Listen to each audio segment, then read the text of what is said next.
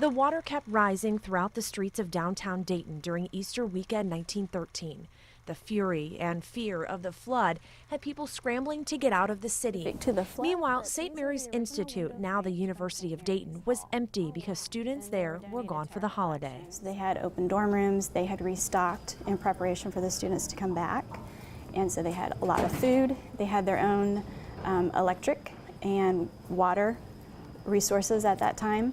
So it was a perfect relief station. Perfect because the college sat on a hill above all the water. It soon brought hope to a crippled city, which is why Hope on the Hill is the title of this exhibit at UD's Resch Library. That's what it looked like. Nicole Rosted, digital project manager, and the staff spent a few months going through all of the archives to tell the story of St. Mary's College. And they came in droves of 200, then 400, then 800, and they stayed for about 2 weeks. Their signatures are on display. People from as far as Xenia took advantage of the hospitality. But giving flood victims a hot meal and a dry bed weren't the only efforts from the college. Members also helped with rescue efforts. They used a flat-bottom boat to navigate the strong currents. In this case, we have another photograph of the flat-bottom boats, but this one is specific to some of the Marianist brothers helping some women. Handwritten stories on the back of photos help the UD staff see what happened during those cold days following the flood. This is what used to be a grocery store with an old cash register in front. Once the floodwaters started to rise, the whole family was up on the second level, and they were trying to warm a baby bottle, but there was a gas leak and the whole place exploded. Explosions, rescues, and the school's transformation into a camp made the special edition of the Exponent, the college's magazine. Life returned to normal 3 weeks later for the college students, and there was no trace of refugees. But the efforts from the college and its members will never be forgotten. The Hope on the Hill exhibit runs through June 17th at the University of Dayton's Resch Library. Hours and days vary. To check out a schedule and see more photos, you can head to our website, WDTN.com. I'm meteorologist Tara Hastings, 2 News. They funneled the water right into. Local historian Gary Meek flips through hundreds of photos at the Piqua Public Library. These snapshots and newspapers tell the story of how the Great Miami River made its own path through Piqua. River makes this hard turn. Water really loves to flow in straight lines. Instead of making the hard turn, or what locals call the Piqua Bend, the swollen river cut straight through town. At the same time, a construction project that was supposed to improve the area ended up creating a bigger problem. They were beginning to build a new railroad elevation. They were raising the railroad another 20 feet higher. The piers for the railroad bridge had been put in place. The railroad bridge you see behind me in 1913 was under construction, and those cement pilings were already there. So when the river flowed through, it brought with it a bunch of trees and debris, and those pilings clogged up the river. The water had nowhere else to go except in the Shawnee neighborhood. The flood was 20 feet at some points. If you look at the damage photos, you can see houses. Some areas, all you see is a foundation. People were cold, hungry, and all the telegraph lines were down. Newspapers were the main mode of communication during the flood. However, they weren't immune to the rising waters either. The printing paper from the Piqua Daily Call was ruined, so they improvised. Paper that is printed on meat market butcher paper. Whatever they happened to have, they printed it. Even on different colors like orange. Through the papers, photos, and even reminders today along the streets, the story of the 1913 flood and Piqua's perseverance will continue. I'm meteorologist Tara Hastings, 2 News. Tucked away in her office at the University of Dayton, climatologist Shengye Wu looks through rainfall and river graphs around the Miami Valley. Analyzing the conditions leading up to the 1913 flood, she found one weather event that caused a big problem. Thursday and Friday, and there is a Arctic high pressure system coming down, and then the temperature dropped 40 degrees. So basically you have like a soggy ground and then frozen. The frozen soil sent 90% of the rain right into the Great Miami, Stillwater, and Mad Rivers, funneling right into Dayton. Wu says under normal conditions, about half of the rainfall would have been absorbed into the ground. The perfect conditions were in place back in 1913 for a major flood, but could it happen again? Wu says maybe not a major flood, but significant rainfall is possible. We do see an increase in the more extreme precipitation, and it's likely to increase. So the probability of having this kind of rainstorm is likely to increase in the next 100 years. One factor that has changed since 1913 is the amount of pavement, or what's called impervious surfaces.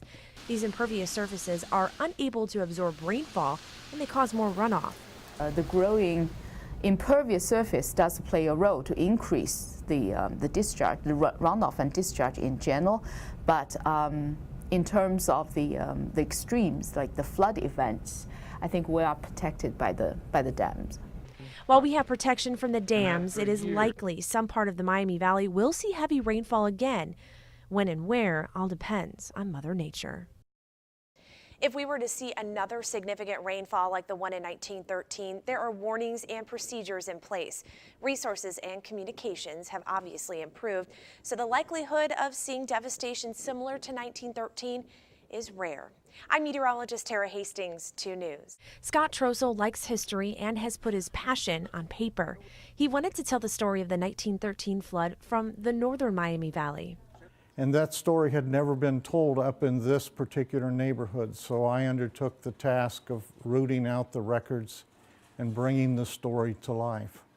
Flipping through pages in his book and through the Black Night of Terror, there are photos and personal stories Trossel found during his research. One story comes from the railway, which was a very important part of transportation 100 years ago.